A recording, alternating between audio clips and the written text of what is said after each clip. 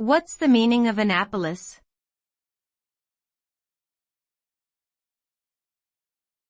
Annapolis.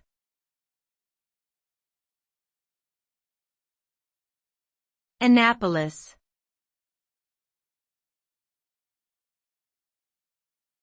Annapolis.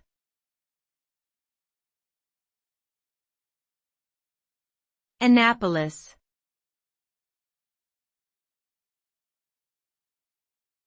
Annapolis.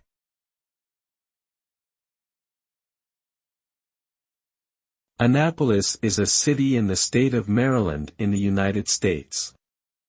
The city serves as the capital of Maryland and is located on the Chesapeake Bay. It was founded in 1649 and has a rich history dating back to colonial times. Annapolis is known for its historic architecture, maritime heritage, and role in the American Revolution.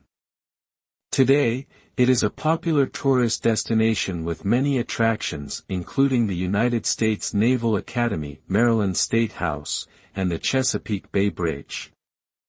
Annapolis is also home to a thriving arts and culture scene, as well as many parks and outdoor recreational opportunities.